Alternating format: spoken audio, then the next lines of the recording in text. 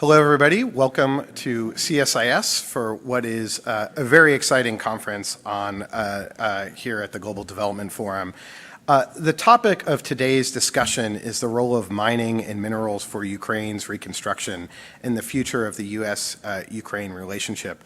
We have a very exciting panel. Before we have the panel, we're going to have a guest speaker. I'm currently stalling a little bit, waiting for the guest speaker to arrive. But I thought I would introduce the panel topic, outline what we're going to be discussing today, and maybe introduce some of our panelists and our guest speaker, David La Cecchelia.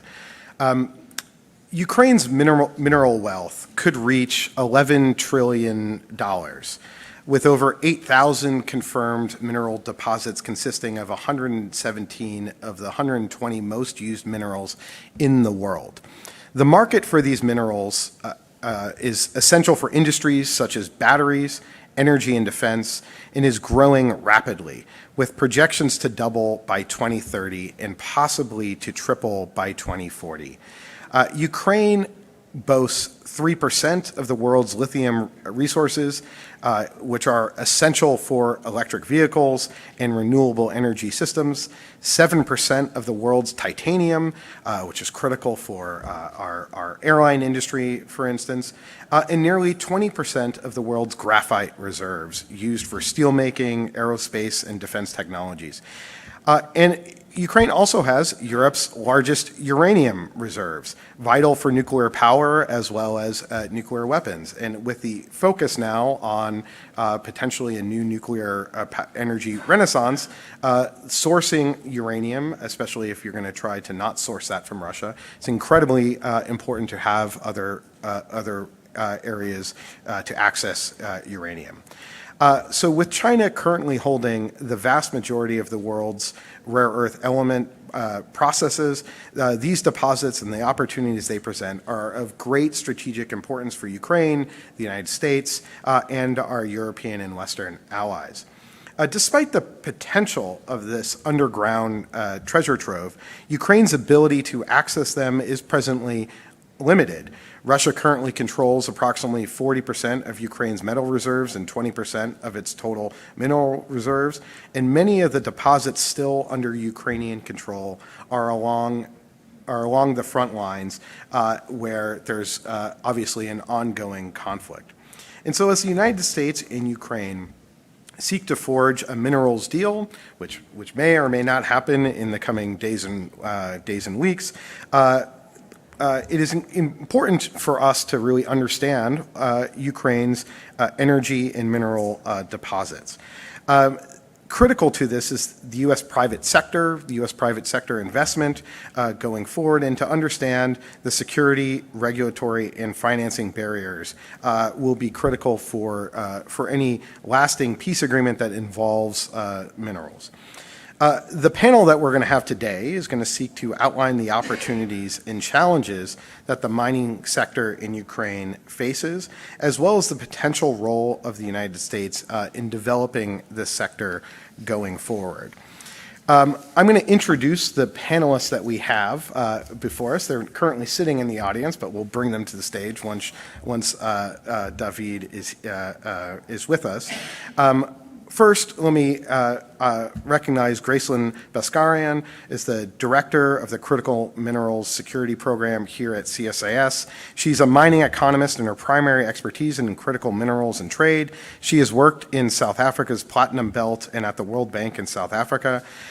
She has also written a policy playbook titled Critical Minerals in the future of the United States economy, and is currently writing a book on the international strategy for critical minerals engagement for the United States. I know that's taking up a lot of her time, but it's going to be definitely a must-read when it comes out. We also have Jennifer Fendrick, a Director of Public Policy for Cobalt Metals. Prior to joining Cobalt, Jen served as the lead strategist for global critical mineral supply chains in the U.S. Department of State's Bureau of Economic and Business Affairs. At State, Jen directed global commercial and multilateral negotiations and forged mineral exploration alliances spanning multiple continent. Previously, Jen worked for the U.S. Departments of Defense and Labor, where she led the critical and conflict minerals portfolio. So Jen, thank you so much for being with us. We also have Natalie Jaresko, former Minister of Finance for the government of Ukraine. Minister Jaresko is a member of the World Economic Forum, the Global Agenda Council on the Future of Financing and Capital. She has also served as the chief of the economic section of the U.S. Embassy in Ukraine from 1992 to 1995, and in various economic positions at the U.S. Department of State in Washington from 1989 to 1992. Minister, thank you so much for being here. And last but certainly not least is Richard Longstaff, Managing Director at Deloitte. Richard is the Managing Director in Deloitte's U.S. Government and Public Services practice. His expertise is in the domestic and international extractives, infrastructure, energy, and utility development in both the public and private sectors. And prior to his current role, Richard led Deloitte's engagement with the Department of Energy, overseeing a wide variety of federal energy contracts.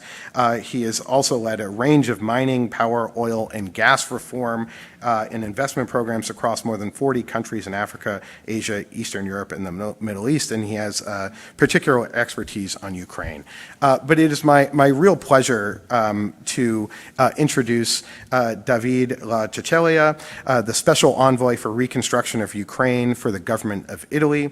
He is a long-serving career diplomat who has served as Special Envoy for the Reconstruction of Ukraine since early 2023.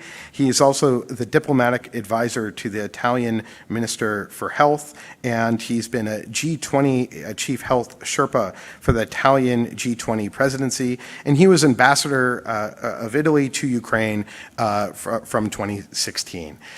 Ambassador, please join us here on stage, and we'd love to hear from you. Thank you.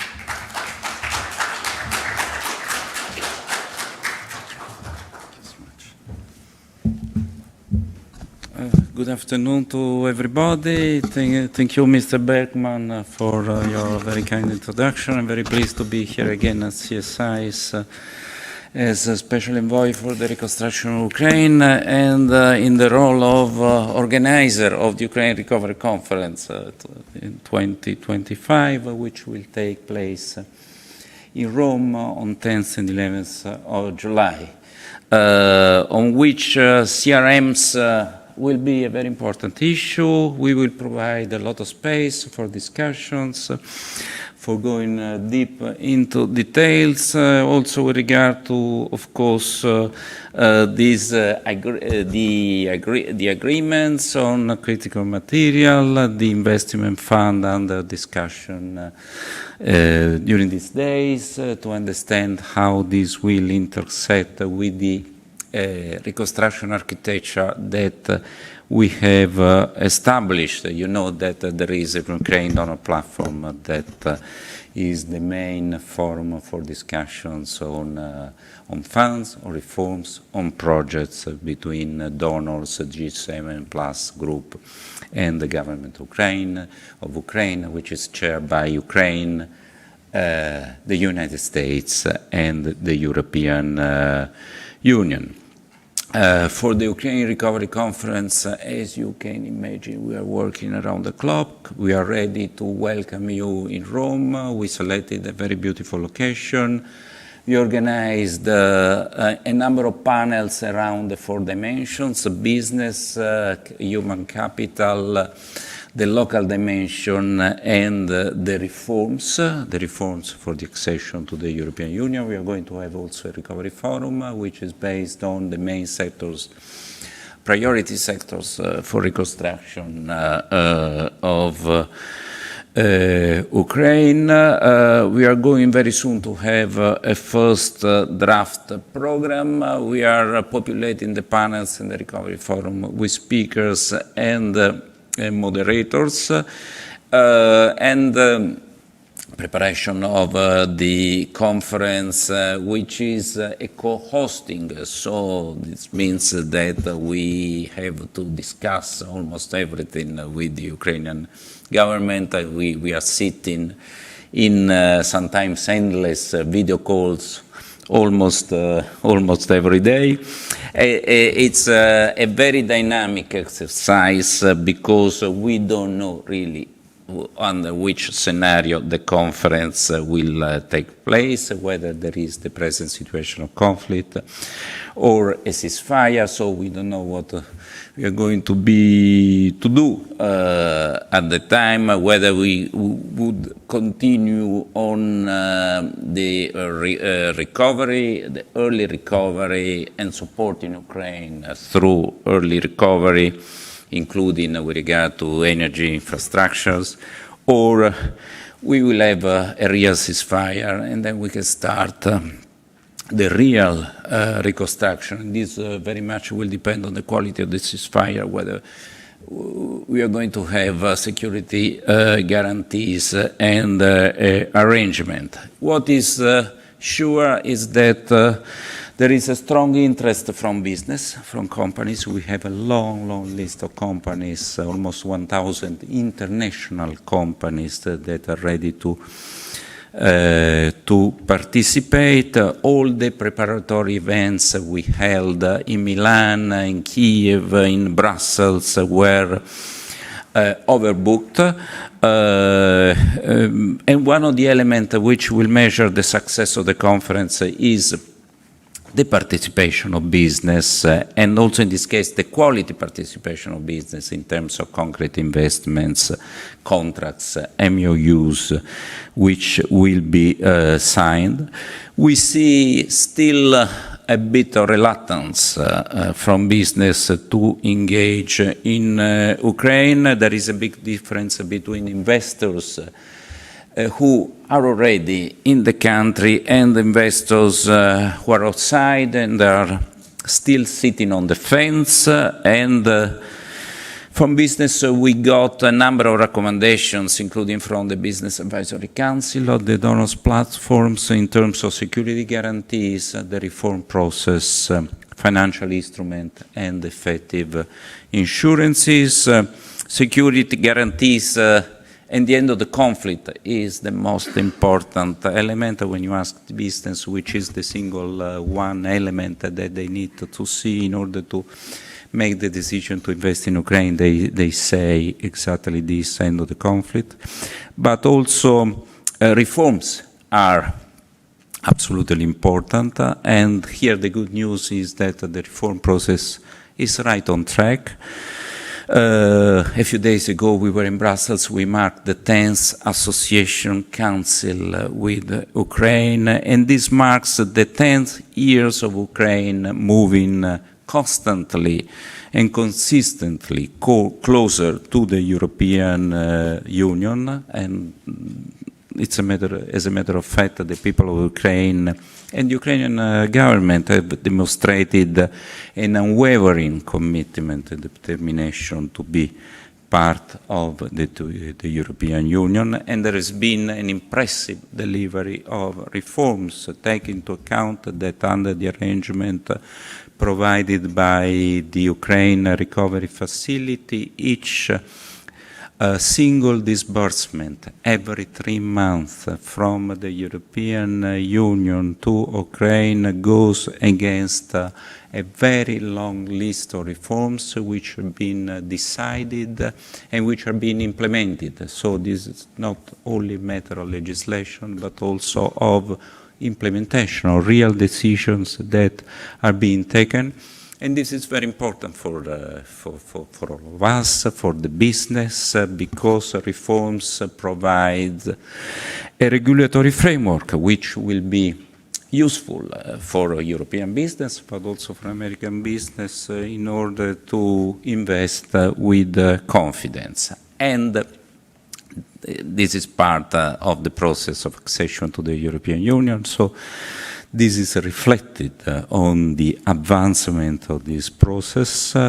The idea is to have an acceleration this year and to be able to open as many clusters as possible for negotiations. As my foreign minister Tajani always says, enlargement of the European Union and the process of accession of Ukraine is a geopolitical objective. Although, of course, enlargement and accessions are based on merits, and we see that Ukraine really deserved the progress which have been achieved. From another input that we get from the business is the need for financial instruments.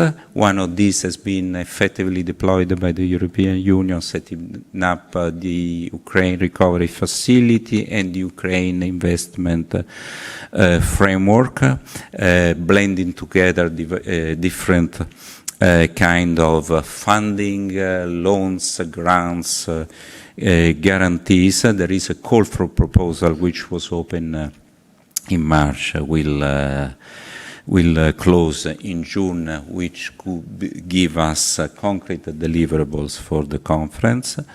And another element will be the possibility of establishing an equity fund, leveraging the guarantees of this Ukraine investment facility. We feel there is a strong need of private capitals in Ukraine, and Italy is very much behind these initiatives, which put together a number of European partners, including France, Poland, and Germany. And then there is also the issue of insurances, which we believe will unlock investment, particularly foreign investment.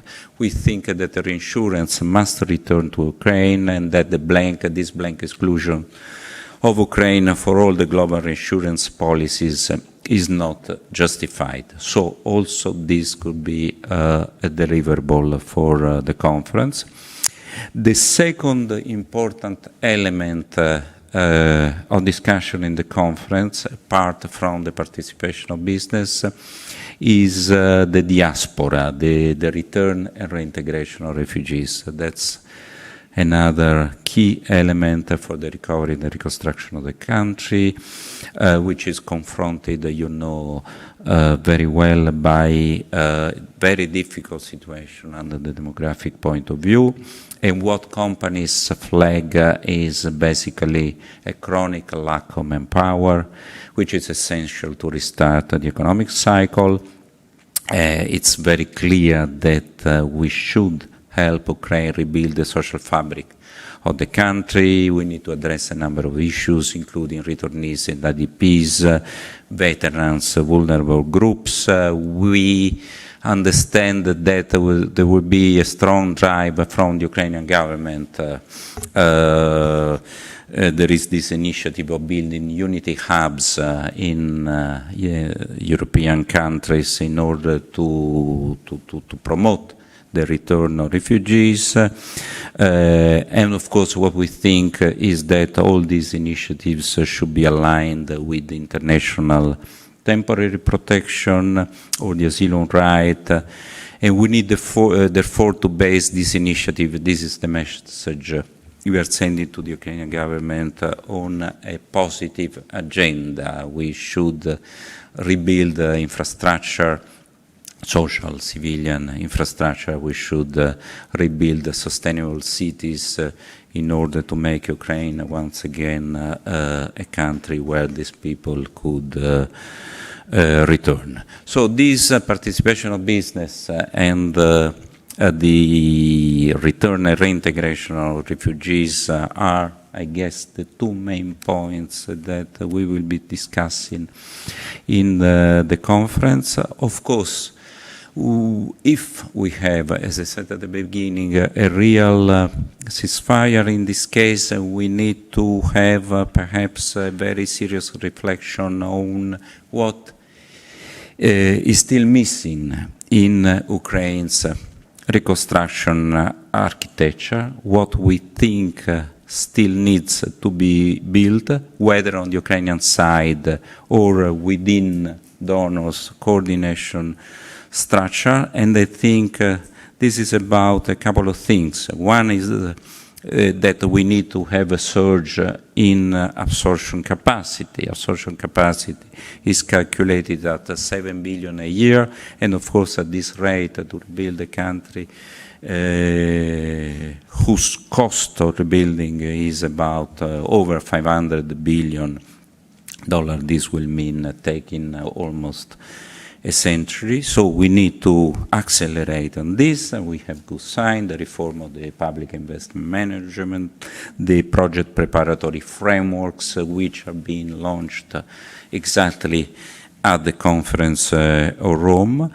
And from the donor side, perhaps we need to imagine to move a gear up to have a more effective mechanism of coordination. A lot of good work has been done by the present infrastructure, but still some results remain unclear. We don't see investors, insurance coming back to Ukraine. We need a stronger political drive, and we need some action to be taken closer to Kiev. And then at a certain moment we need also to have a pledging conference, perhaps, and we need to imagine how to do the reconstruction not only in the first 90 days, as it was suggested, but in the first 2 years before donor fatigue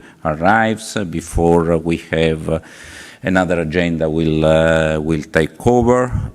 We need to rebuild, for example, Gaza and Syria, and so we need really to think how we will coordinate financing, whether to use grants possibly rather than loans in this first stage, how to coordinate the return of the population, refugees and veterans in their cities.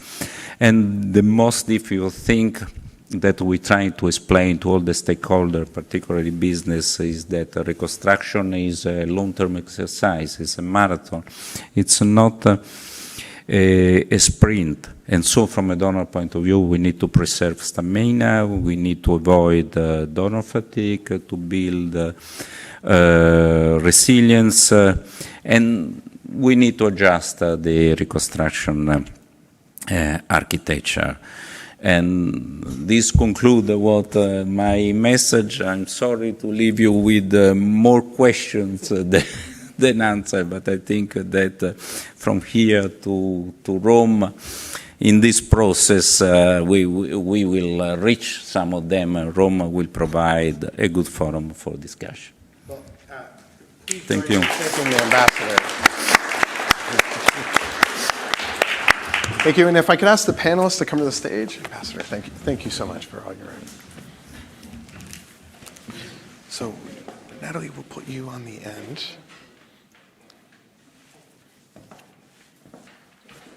Can you go here, I think.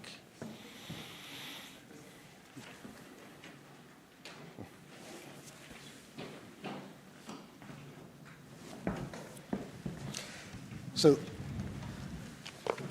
I really want to thank the ambassador for all his leadership in advancing the cause of reconstructing Ukraine. It's going to be an incredibly important effort, and hopefully one that will hopefully move into a new phase where it's a more peaceful and prosperous Ukraine that can look toward a European future.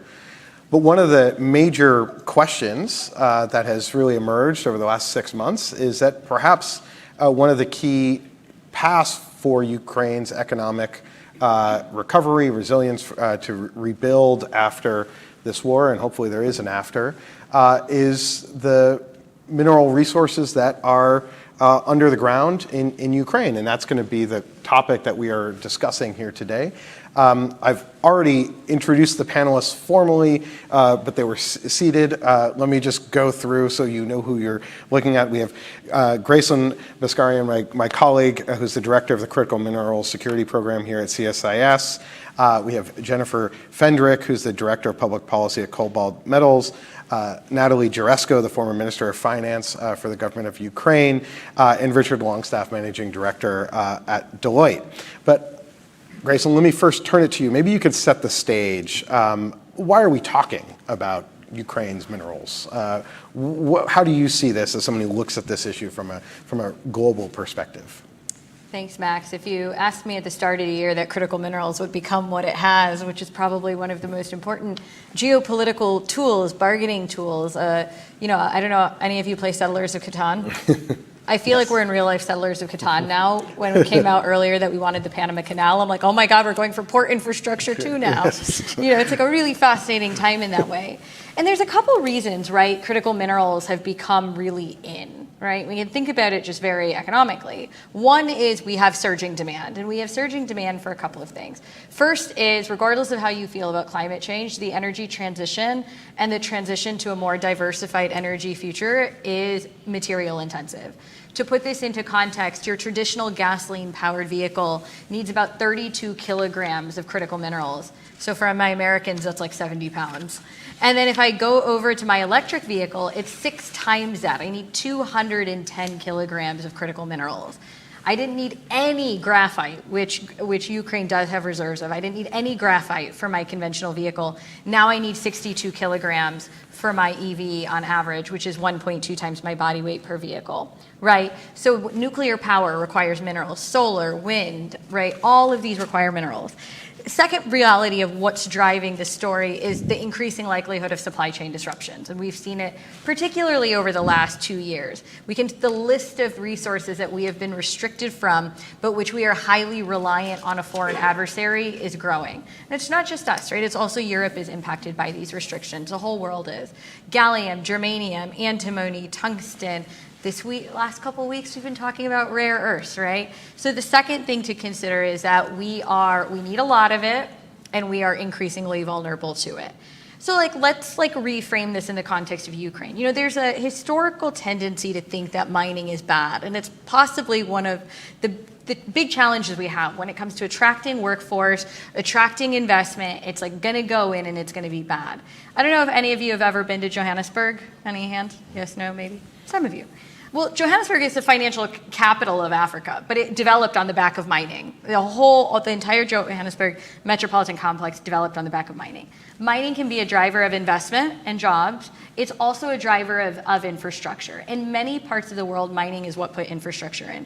Ukraine is a place where about half of the country's energy, the substations, have been damaged. Energy uses 16% of the world's electricity and about 38% of global industrial power consumption. So if I want to go in and mine, I better go build some energy infrastructure.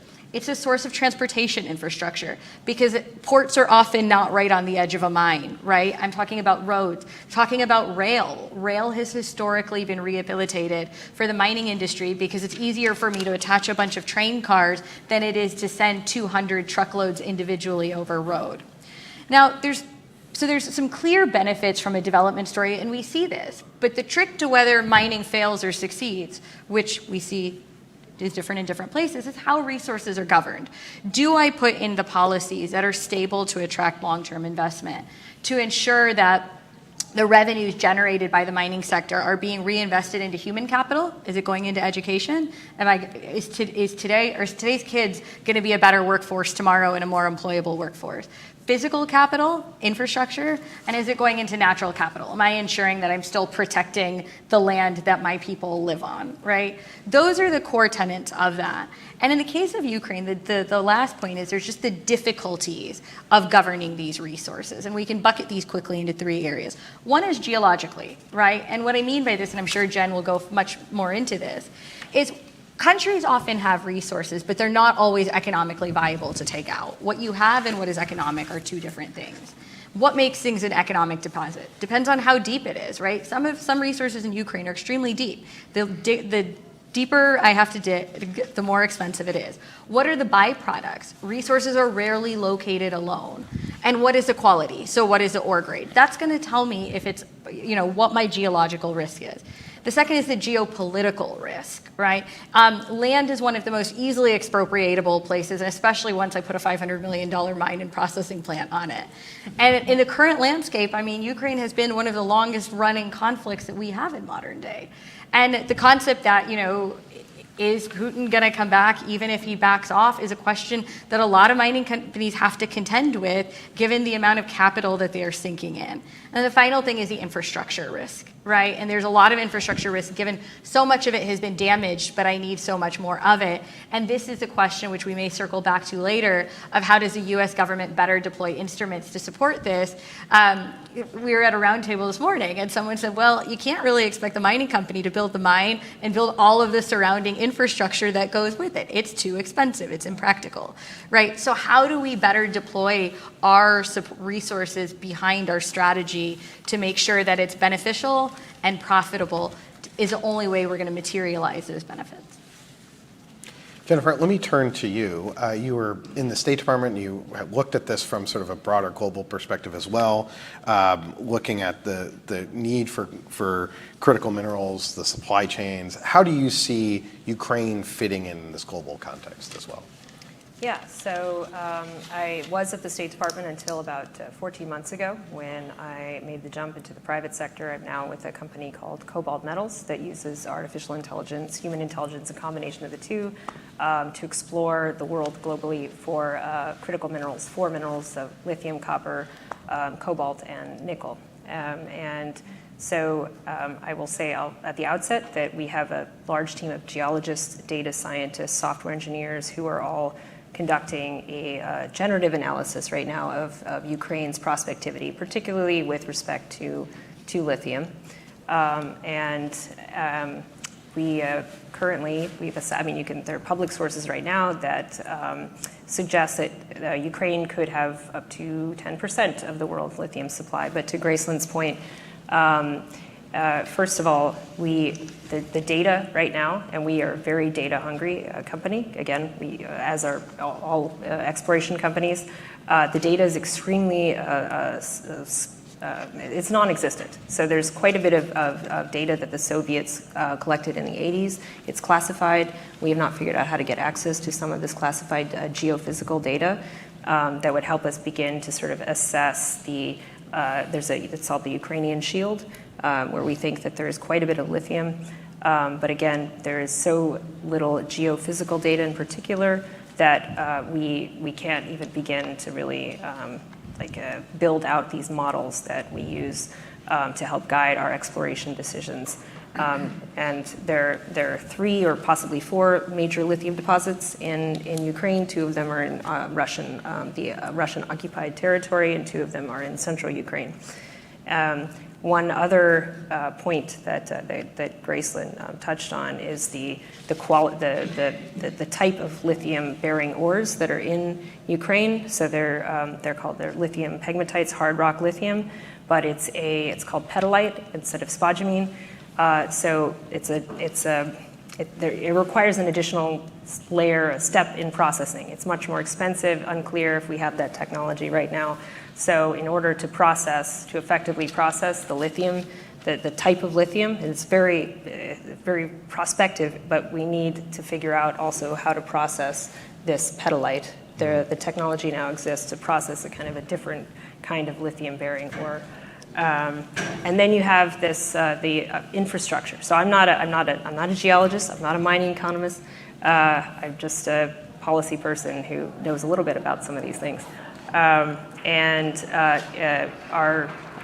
mining economists that build out models for when we decide whether or not we want to invest in doing exploration, they build out models that obviously they look at the infrastructure. Infrastructure is huge, it'll make or break the economic viability of a project.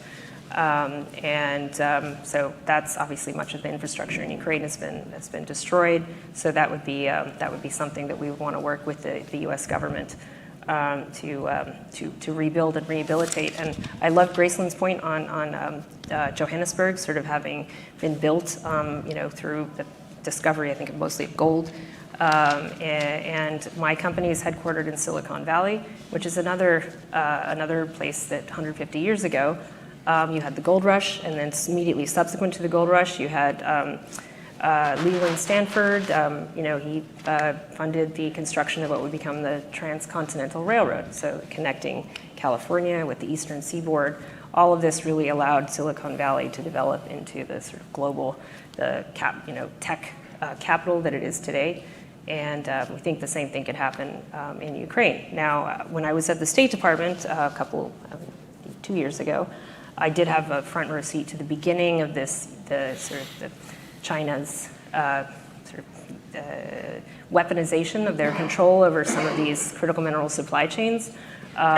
Beginning, it was obviously in response to export controls on semiconductor technology. So we would announce an export control, and they on semiconductor tech, and then they'd say, okay, well, no more germanium, no more gallium, and then we would respond, and then they would add another. I think then it was graphite, and then it was just. Of course, now I think it's like the Tom Lehrer song of critical minerals that have been either banned or they've issued export controls on, and China has spent 20, 30 years.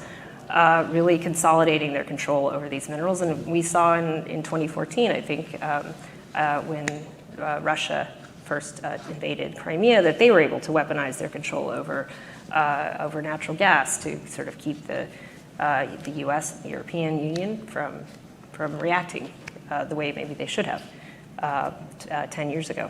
So, but we are, as a company that we are well capitalized. We are we have a high risk tolerance. We're looking at places. I was just in the Kinshasa in the Congo. We will go where the rocks are good. We are looking at places like Ukraine, but we do need. Specifically, we do need much more data. So certainly having some of those data from the Soviet era, geophysical data, declassified and shared with us would really help us advance our modeling and hopefully start exploring for lithium. Can I just ask one quick follow-up question? Sure. As a company that is looking globally at this sector, are there particular things that are attractive about Ukraine being in Europe, adjacent to the European Union and that market? Or, because there are some transport links there, or when you're sort of looking globally, how much are you looking at Europe in general, or is Ukraine rather unique, a unique country in that respect? Oh, we are absolutely looking at Europe because the EU is implementing its sort of net zero sort of progressively. I think by 2030 they're going to have they have requirements for I forget the percentage, but a certain percentage of all of the critical mineral inputs that go into the batteries need to come from the EU. Mm-hmm. They also have requirements on the kind of net zero processing, et cetera. So the European Union actually, we have countries from Austria, Germany, Finland, Sweden that really would like us to invest in helping them explore for particularly the minerals that you need to make lithium-ion batteries, because the European Union is trying to build its own. I guess everybody is sort of moving. We're not. The world is no longer flat, so everyone wants to figure out how to source the resources from their own countries or countries nearby. So I would say of all we receive incoming from countries all over the world that want us to come explore in those countries. But I would say that the European Union, particularly the countries that are near Russia, mm-hmm. seem to be the most enthusiastic about this, and they're offering quite a lot of incentives, and they're offering to have us work with some of the BRGM and some of the French or the European Union based geoscience agencies.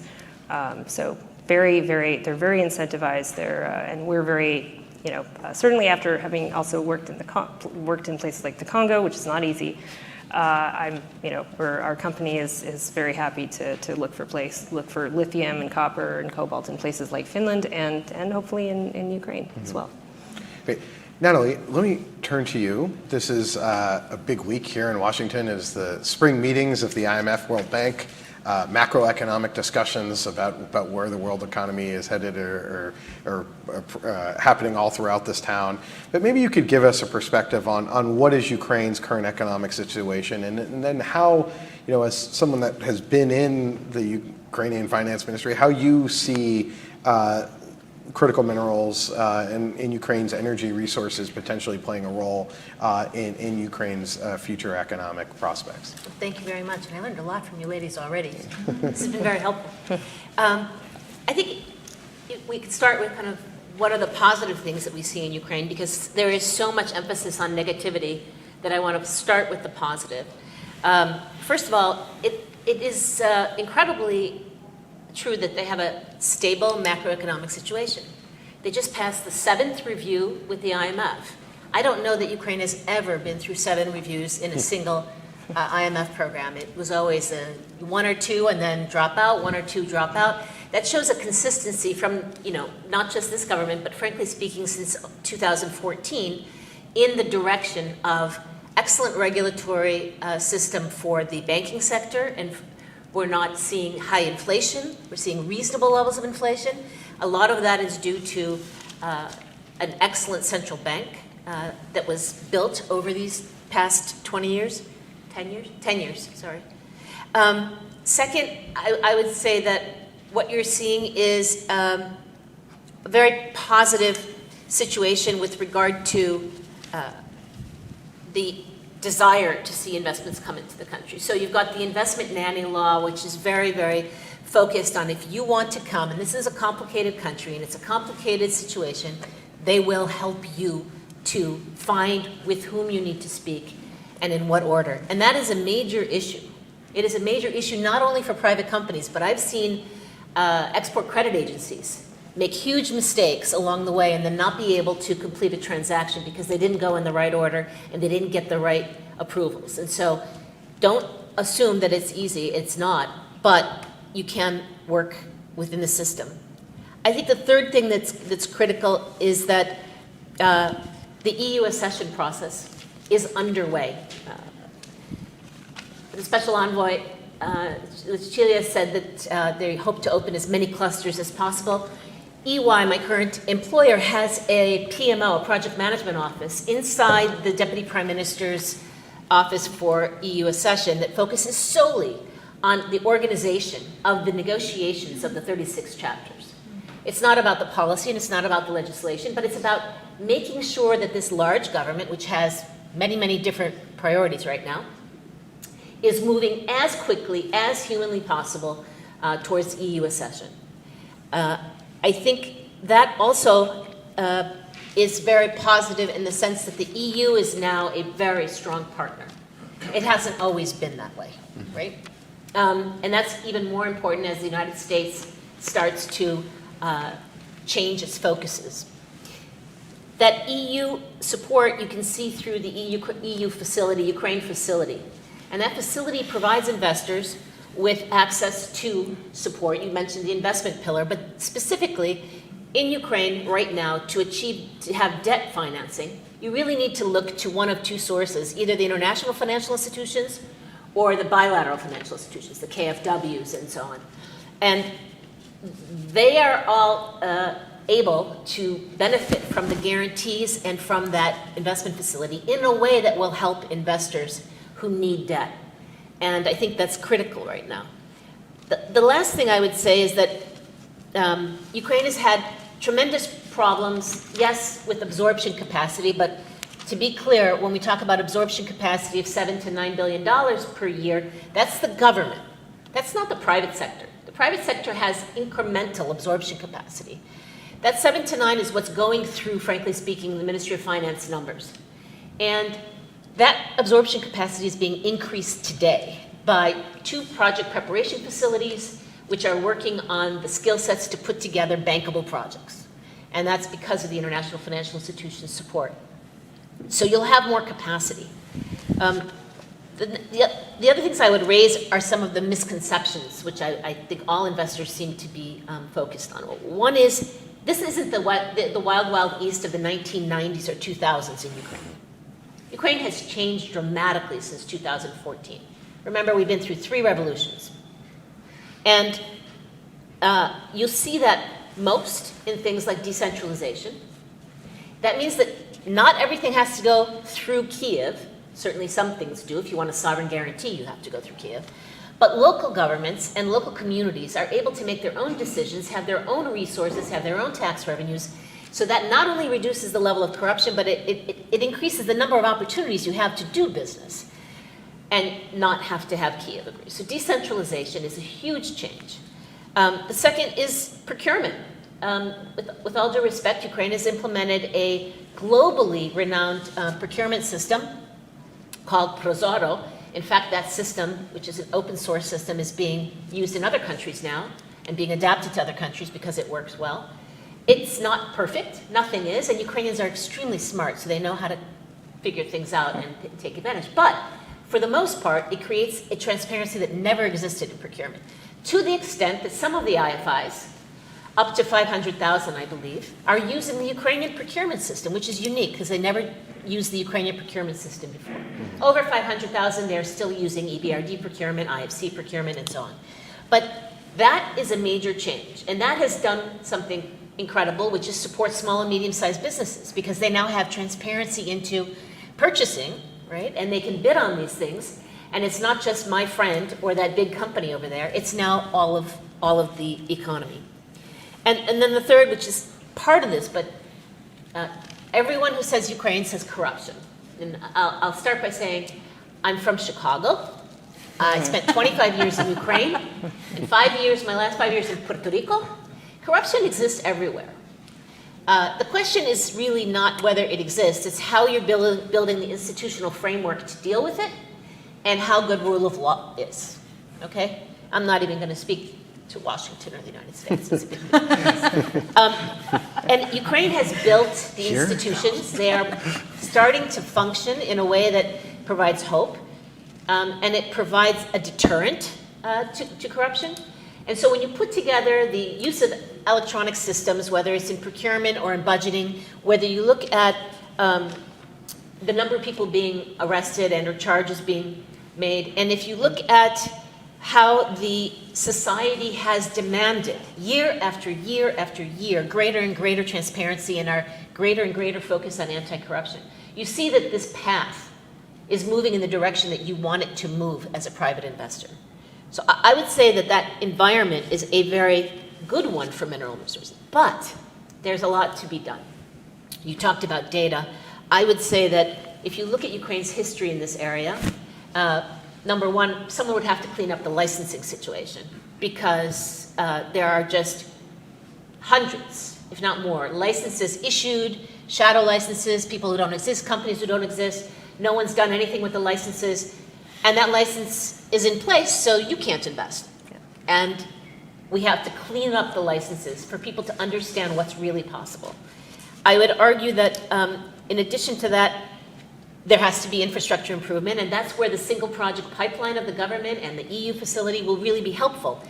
If we can identify which critical minerals and where people are interested in investing in, then we can match that with government proposals in the single investment pipeline, project pipeline, that will build the infrastructure with the help of EIB, EBRD, CDB, and the rest of the alphabet soup. But that infrastructure improvement has to be thoughtful because it can't be everything at once. We have a time frame to deal with. The third thing I'd say is workforce development. There has to be training for these industries because we neither have the labor force. With regard to migrants, I won't make a promise as to how many will come home. But you need massive workforce development. You need the rule of law and financial stability. So there has to be a sense of stability because these are longer term investments. You don't pull this stuff out of the ground in 30 days, 60 days, 90 days. So a ceasefire of 90 days is not going to get us what we're looking for. And then lastly, Ukraine needs to have a strategy in this area. And I say that because Ukraine will have domestic demand for some of these things. Some of these things are necessary for Ukraine's reconstruction. Some of them are necessary for Ukraine's military. Mind you, even if there's a ceasefire, and I'm not a great believer in that happening in the near future, but even if it was going to happen, you'd still be investing in your military. You still have Russia next door to you. And they've invaded over the last 600, 700 years multiple times. So you wouldn't stop investing in your military. And so one is Ukrainians have to determine what they need in terms of domestic supply, where they're going to put short-term export bans. They have to determine, which of these are key for them, and they're going to have to educate their population because it has a very bad PR. It has had very bad PR, not only in Ukraine, but in Ukraine as well. And so doing it to certain environmental standards, and do we do it to EU environmental standards as we move to accession, is a question that has to be answered before anyone will, again, invest, because you don't know to what standard you need to develop it. So I think it's a great opportunity. It requires a great deal of focused work. It's not general work, it's very specific work. But the general macro is there for you. The underlying piece of this that you need as an investor is there. Now we just need to get into the detail of making it work for critical mineral. Thank you for that. When I was in Ukraine last year, we met with a number of international businesses that were doing business in Ukraine and were investing in Ukraine, despite the fact that the war was going on, and said many of the things that you'd said, that the investment environment actually looks quite good despite the fact that there is an active war going on, and Ukraine has made itself much more receptive to international investment, especially with the EU accession really creating a lot of confidence about the direction of travel. I'd just add that there's really a bifurcation. Those who are doing business in Ukraine are generally committed to Ukraine continuing, expanding investment, sometimes because of capital control, sometimes because they want to. And those who are outside continuously focus on war risk insurance and things like that. First of all, war risk insurance does exist to some degree. But second, there was a reluctance to invest in Ukraine prior to the full-scale war. There was a reluctance to invest in Ukraine prior to the war beginning in 2014 with the initial occupation of Crimea and Donbass. I think even with war insurance, folks have to get over the rest of their challenges, why they weren't investing in Ukraine before, why this is different, why your risk is so much lower now in all of those traditional categories. Because I don't think you can use war risk insurance, the existence of it or not, as an excuse anymore. Mm-hmm. Great. Richard, let me turn to you. I'm very curious for your perspective on the Ukrainian mining sector and how you think that maybe could that be a stimulus to the energy landscape in Ukraine, but maybe you could talk about how you see the minerals environment. I mean, sure, I could talk about the link between mining and energy. Graceland has already done that very well, I thought. The only disagreement I have with what she said is it's the wrong board game. Mm-hmm. We're not playing Settlers of Catan, we're playing Monopoly. Mm-hmm. Okay? And I'm sorry to tell you, but the Chinese are on boardwalk, and we're all having to pay the rent. Mm-hmm. And so that's a problem, but that's also the opportunity. Okay, and that's the opportunity for Ukraine. Nobody would be talking about rare earths in Ukraine if the Chinese weren't using them as a weapon. Nobody would be talking about rare earths in Greenland or multiple other places if the Chinese weren't using them as a weapon. And so there is a lot of interest in the potential of Ukraine. I'll be frank, I don't know what the potential of Ukraine is. Okay, and the reason I don't know that is exactly what Jen shared. The data isn't available. And frankly, even when the data is shared, that's not going to tell us a lot. Right. Because the data is in the format of the old GOS standard. It's not JORC. It's not one of the standards that you can go and get financing from. So the first thing that needs to happen is we need to get access to what they've got. And then we've got to be able to review that and say, okay, well, these are where the holes are. And then this is how we go out and get that data and we actually start filling in the things. And then we actually understand what there is. Now, Jen and Cobalt are very good at doing that very quickly. And finding creative solutions in places that are otherwise difficult to get a license. For example, Zambia has got very similar licensing problems as Ukraine, okay, but they've been very creative in finding a way to put together a parcel and working with locals to do that. And so I think all of these things are going to be challenges, but I don't think any of them are insurmountable. What I am concerned about is that the glamour and how sexy critical minerals are is going to take people's eyes off the ball of what are the immediate opportunities. Because critical minerals are great, okay? But if you are a country that is trying to attract investment, particularly post-conflict, You want investment now. You want jobs now, okay? You don't want somebody employed potentially in 10 or 15 years when you finished your feasibility study.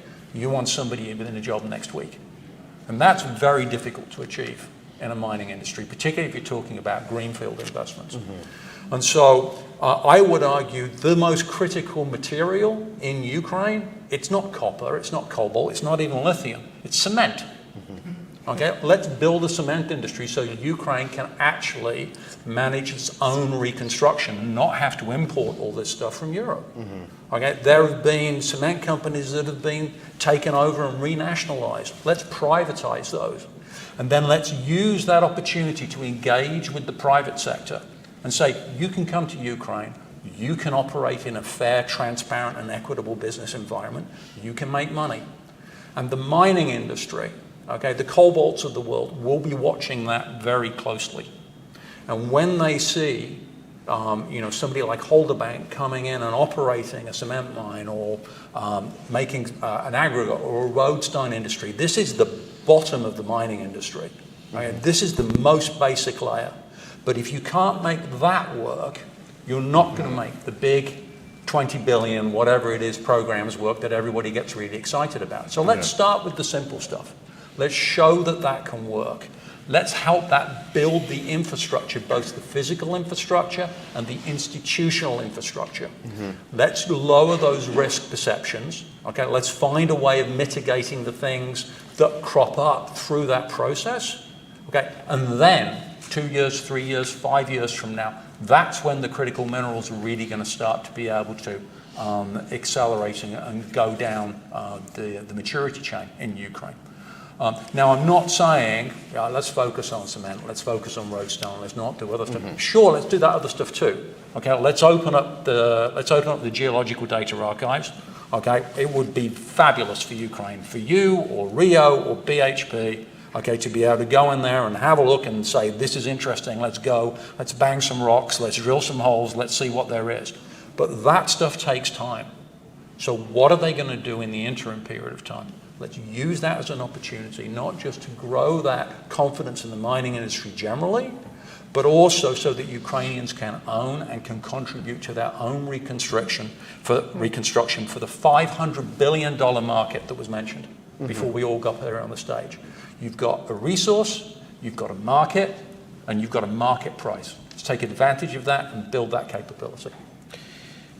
I want to maybe drill down a little bit in the timing and the investment. I think from a geopolitical perspective, I think part of the kind of capture, the interest in critical minerals, maybe from both the Ukrainian and the U.S. side, is that geopolitically it's such a big investment that if there are U.S. companies that are making investment that perhaps are backed by the United States, I'm not sure how this would actually be structured, that in it of itself might provide a degree of a security guarantee. Absolutely. In a sense that with that level of investment, that level of commitment, the need for these minerals, that would ensure some American skin in the game effectively, that then provides maybe not a firm security commitment, but a soft one that would have to be taken into account.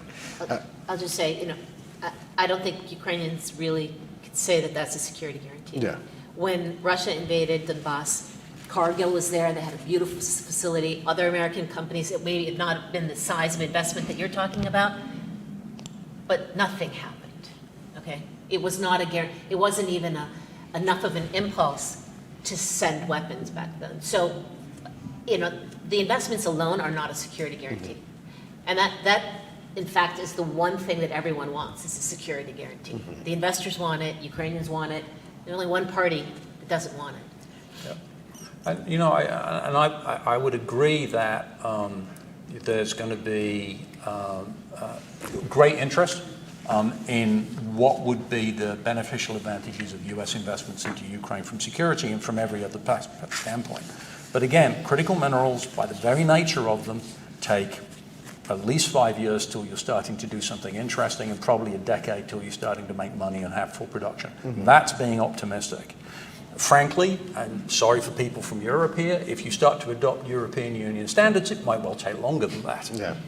Okay? So if you're looking for an industry in which the US is fiercely competitive, probably the best in the world, and you're able to go from 0 to 60 in about 2 seconds flat, Ukraine has got some of the most interesting brownfield oil and gas fields in the world. Okay, and there I've got personal experience of this. You go and you take the old data, and by the way, talking of standards, most of the oil and gas data in Ukraine is no longer in the old GOS standards. It is now in API, so it's now in US standards. So you can go in, you can import that, you can do three-dimensional modeling of the underground reserves, and it's amazing what you can find. Some of these old gas reserves that we assumed we're not going to produce much in the coming years, there is a potential to squeeze an extra 10 or 15% out of that reserve, which doesn't sound like a lot, but that can run into hundreds of millions of dollars. And that's before you get to the major gas reserves in the center of the country in an area like Poltava. So there is an opportunity to do that. There is an opportunity to do that with all extractives. I'm beginning to sound a little bit like the Secretary of Energy, okay? Love critical minerals, they're great, okay? My clients love critical minerals, but it should be an all of the above approach, or in the case of mining, an all of below. Let me also just ask on the critical mineral side, and Graceland and Jen want to hear from you all on this, that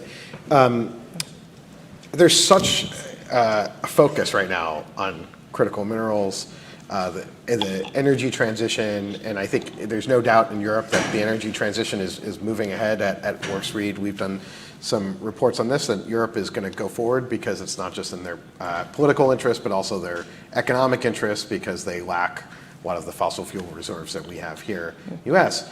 But is there a danger that, as we sort of, the long time horizon in Ukraine, the fact that a war is still going on, even if the investment climate is improving, that we're looking everywhere around the world, that by the time sort of the investment sort of comes around, that we've kind of found our focus elsewhere? How, is this sort of something that will be really hard to actually realize in a reasonable time frame, in part because there's other opportunities elsewhere that may be easier, faster, more efficient from an economic perspective?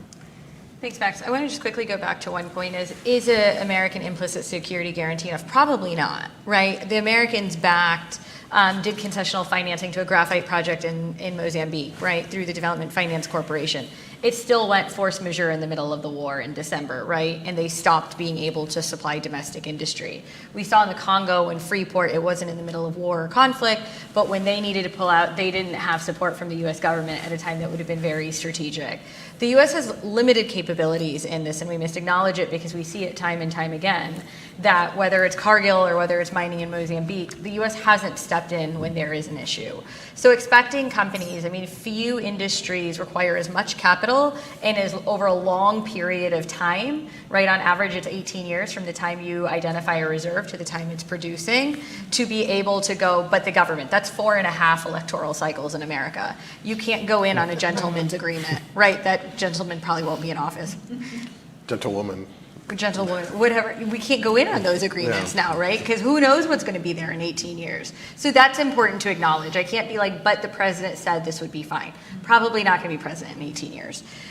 Moving on to your second question, I think there's a real risk that we're facing, and we're seeing it with our US automotive manufacturers. When I look at EV forecasts 5 years ago, we've pretty much missed all of our targets, right? The reality is the economy is struggling. Interest rates are high. People don't want to buy the $55,000 car at 7.5% interest. And so they're not buying them at the scale which was meant to drive the mineral investments we need. We saw in the UK, Rishi Sunak rolled back the the mandatory shift from internal combustion engines from 2030 to 2035, or 2025 to 2030. But that 5-year delay, the next day in the Financial Times, they were like, well, auto manufacturers are kind of irritated today, right? Not in words that nicely, because they were planning for this transition. The reality is we're at this very vulnerable place economically, and the majority of minerals, if you look at an IEA forecast, by 2025, 75% of those mineral demand is driven by EVs, and by 2050, it's 90%. If the EV transition doesn't take off as planned because of shortage of minerals, General Motors has been hit by the antimony restrictions, they've been hit by the rare earth export controls, right, due to supply chain disruptions, due to a weak global economy. Yeah, global demand could look different. the last point I'll say is we think we're in a unique situation. We're not. Go back to 1939 after FDR passed the Stockpiling Act. He wrote a letter in 1940 to Congress, and he said, I'm deeply concerned that our minimum levels of strategic materials are below where we need before we go to war. I have a book in my office, 1981, reflecting on President Carter, and it says, we just reviewed our minerals, and we are dangerously reliant on the Soviet Union, not only for oil, but also for strategic minerals. They didn't call them critical, they called them strategic. We have, this mineral thing is something that repeats itself every few decades when we're in a geopolitical crisis. The difference this time is that there's a surge in demand kind of driven by the energy transition, but it is absolutely vulnerable to people's pocketbooks in the global economy. It also strikes me that, it could be that the EV transition continues apace, but the EVs are all built in China, which maybe we're not buying them. They don't cost $55,000. Yeah, they don't cost $55,000 there, and while we're not buying them here, the rest of the world may be buying them. But I think we're focused a little bit too much on kind of greenfield. I mean, to the extent that you mentioned oil and gas, even in the critical minerals area, things could be faster if we look at modernizing existing processing facilities or investing in more value added for the existing chain, the beginning of the supply chain exists, but the rest of it doesn't, and or just increasing output from existing mines. So if we could get started, I still think there's a purpose to getting started. Mm-hmm. I would agree, and in fact, Ukraine is kind of unique in one particular way, in that the Soviet mineral processing was notoriously unreliable. There are fairly significant waste dumps throughout Ukraine, and the potential to use waste dump recovery techniques is quite large. I'm not aware of any survey that has been done of Ukraine to say, is there residual gold, is there residual copper, is there residual whatever it may be. It could be the primary product, or it could be a secondary product that wasn't recovered. But since we have people from the EU here, and since I was so nice to them earlier in my comments, I would suggest that might be something that might be worth looking at, because that could be up and running in as little as 2 years. You don't have to do greenfield development, and also in many cases the old Soviet dumps are basically environmentally toxic. And what has been shown in Africa and elsewhere is by doing the reprocessing, you're actually able to leave them in a much better condition, and the local communities have much better health outcomes as well. And so, again, as a short-term brownfield opportunity. It's not just Soviet. This war has contributed to massive amounts of toxic waste that from ammunition and from weapons that also has to be either removed and or maybe there's something of value there, but that's current and continuing. I want to take some questions from the audience, but think of your questions. But let me go. I just want to make one comment as a private sector company, and the role that we would play in security guarantees for around the world. Like, we are understandably, I'm reluctant to send our geologists to serve as kind of human shields around to war zones around the world. So. We understand that there was actually in Walikali a couple of weeks ago, the U.S. government did compel a Rwandan-backed proxy group to pull out of Walikali. It was located near a major tin mine with connections to the United States. However, we're scientists. We're not Green Berets. We're not warriors. We're not prepared. We can't send our scientists to Zaporizhia and Donbass and to eastern Congo and hope that the Russians and the Rwandans don't burn us to the ground or bomb us, because the United States is not going to like that. So there certainly has to be, I think, better coordination between what the United States is doing on the security front and these invitations to the private sector to come in and sort of act as a stabilizer, and so that's all. I mean, just a follow-up question on that. Sure. It does strike me that one of the things that we've seen in this war is fixed targets, energy infrastructure, and power plants becoming hospitals, residential schools becoming, but particularly in the energy sector, becoming a key focus of Russian missile strikes, Russian drones. When constructing the mines that you all construct, I mean, how exposed are they to that potential threat? Is that, I mean, I assume that's not something you're normally taking into account, the threat from the air, but is that, I assume that would be a huge consideration. Yeah, the supporting infrastructure, these are very high energy intensive operations, so the power certainly and infrastructure would be extremely exposed. And then on the data side, again, the fact that there isn't very much data means that we would have to deploy, we have like hyperspectral remote imaging equipment that we would need to fly over large areas to gather some of the data that we need to understand the geology. How does that work with, if you're in an active war zone? I mean, it's That's hard. why air defense is number one. That's why air defense is absolutely number one. Yeah. You can't just hope, right? No. Air defense is number one. And it's one of the major challenges is just also on a production scale here in the U.S., our ability to produce Patriot interceptors, also on the European side to be able to produce at the scale and quantity to produce the interceptors, because there becomes a numbers game there and a cost game where if you have a cheap drone and you're using a very expensive Patriot interceptor, then the cost curve does not work in your advantage. So figuring out ways that you can defend systems in a cost-effective way also becomes critical. I think they're doing that. I think things are much more principled, like can they buy interceptors, Patriot interceptors from the United States or not? Yeah. Well, that is one of the major questions, I think, going forward. If there are questions from the audience, I'm happy to take them. Yes, sir, please, and then we'll go here. Well, wait, the mic is coming. The mic is coming. So if you wait 1 second, I was... Bob Eichler from the Atlantic Council. Bob, if you wait 1 second, here's the mic. Thank you. Thank you very much. I'm with the Atlantic Council now, but formerly I worked with AID, Advanced Energy Programs in Eastern Europe and Ukraine. And I just have one observation and a question to Richard to follow up on the gas issue. So we worked extensively to pursue both coal bed methane and fracking in Ukraine. And we were able to get some Western companies in to both Western and Central Ukraine to do the fracking work. Coal bed methane was very difficult because of all the local issues of permitting and land acquisition and all those kinds of things. So it's going to be a challenge to deal with the mining environment.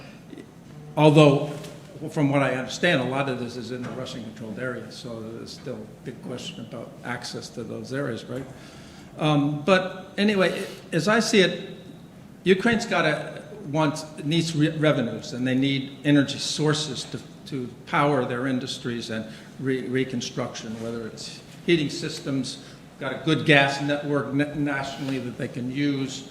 And so I agree with Richard that, in a sense, that the potential for the domestic gas production really should be a focus. Because if you can get the international oil companies in there relatively quickly with proper regulatory frameworks, you're going to be able to produce that energy, keep them from having to import gas if their demand increases, and also open up offshore areas in the Black Sea. So I think you have a better opportunity for the investment to come in quickly to that area. So if the purpose of part of this discussion is how do you get value and tap the value of potential resources in the future, that's one thing. Okay, pursue that. But the immediate needs, it seems to me, are really critical. And I would add to that is that to me, one of the big aspects of what Ukraine can benefit from, and Richard, you correct me if I'm wrong, Minister of Energy the other day said not only did he want U.S. investment in oil and gas, but he also said that, in a sense, we've got 30 BCM of gas storage capacity, and we're already starting with contracts for 3 BCM with European suppliers. So isn't that going to be a centerpiece of the mineral sector development and the integration of Ukraine into Europe? Great. If you pass the mic over, we'll take one more question, and Richard, please. I'm in geopolitical consulting, and just wanted to reflect on something that I think each one of you touched. So my international business acumen was developed in the 90s, where we worked with IFC and the Overseas Private Development Corporation, that was later renamed, obviously. It was a huge project in the Russian Far East, and I can tell you from personal experience that those political insurance risk guarantees, at least back in the day, they used to work. You know, whether they're going to hold up under the circumstances in this present climate environment, that's a big if. And both Minister and Richard, expanding on your point, as far as because the cleanup, I think realistically that's the name of the game. Because without that, without getting a company like Waste Management, on the ground and start the process, whether it's oil or gas exploration or critical minerals, in my humble opinion, nothing is going to move forward unless this is addressed. Okay. Do you agree or not? Great. Richard, maybe to start with you, the gas conversation, I mean, this seems also critical for European energy security. Europe the European Union's importing LNG. They're still importing LNG from Russia. They have an urgent need still for gas. They don't have a lot of gas production inside of the European Union. This strikes me as a real area of potential growth. And also on the gas storage, as Europe wants to buy gas when it's cheap, and then sometimes fills its storage tanks, could use Ukraine. How do you see the gas sector? I view the gas sector very much the same way as I view the mining sector. Mm-hmm. Yes, it's got huge opportunities, and all the things I mentioned before about it's an early adopter, so you can use that to create an environment that then the mining companies will say, okay, well, if they can make it work for Chevron, they can probably make it work for us. All of that is very good, but the main thing that I do get concerned about with the gas industry in Ukraine is that there is, when you talk about storage and the interconnection with Europe, the potential for that is so strong that I hesitate to say that it should continue to be in the public sector rather than being in the private sector. It's currently publicly owned. Mm-hmm. It has not been managed terribly well. I don't think there's many people here who would disagree that Naftagaz has not been the best steward of national assets. And so if there is going to be integration into Europe and it is going to be used as part of the European gas system, I think there's a great opportunity for the EU to help provide the expertise, okay, and to help provide some type of public-private partnership so that can then be part of cementing that relationship and potentially even provide some of those securitization issues, securitization guarantees that people have been mentioning. So that would be my concern. Mm-hmm. I'm very much a private sector guy. I think a lot of the solutions to the slow-moving and the opaqueness problems in Ukraine can be resolved by involving the private sector in the right way. Mm-hmm. And the question on risk insurance, maybe to close us out, Natalie, you mentioned this in your remarks about wartime risk insurance. Is that a clear avenue are there things that can be done to expand, to improve, to provide greater guarantees, or are we is Ukraine kind of in a good place? I think it's two things. Political risk insurance and war risk insurance are two different things. Mm-hmm. Let's just start with that. Political risk insurance, which is basically expropriation insurance for the most part, didn't work in Ukraine either in the early 90s. So, OPIC was closed for Ukraine for I don't know how many years because there was a default. I think war risk insurance exists now. MIGA has it. DFC was doing it, but everything's on hold at DFC. The EBRD for logistics, for shipping, Marsh McClellan does the shipping in the Black Sea, so there is war risk insurance. In fact, several of the issuers say that there's no demand, and that's why I said it seems more of an excuse than it is a reality. So there is war risk insurance, apply for it. Right now, those who take advantage of it are those who already have the assets and investments in the ground in Ukraine, because they have something at risk already. If you're a new investor, it may not be enough to convince you to make a new investment. But if you've already got your capital in the ground, it makes great sense. And so Ukrainian businesses and other businesses in Ukraine, Western, have been applying for this kind of insurance. And one of the things that the EBRD has been doing, something that DFC was doing with Aon, was developing the local reinsurance market. And so right now, Universalna, which is owned by Fairfield up in Canada, is the one that was working with Aon and trying to expand local resources. I would say it's important, but it's not what's stopping people. I mean, I'm a former private equity person. You've got a 7-year life of an investment.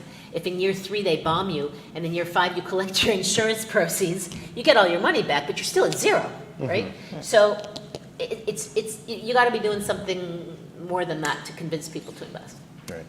Well, we're at time. I'm going to make one quick plug for one of my former offices that I worked with at the State Department, the Office of Weapons Removal and Abatement, that does a lot of the, funds a lot of the demining, not mining, but demining and UXO clearance in Ukraine, because that's one of the aspects that is going to be really critical for Ukraine's development, because, and it's actually one of the happiest offices in the U.S. government, because what they do is basically pick up things that could blow up children, that children oftentimes pick up, and it's critical, the foundation for a lot of the development that we're talking about, and that a lot of the metals and other munitions then in the reprocessing, as we talked about, could be really important for Ukraine's future.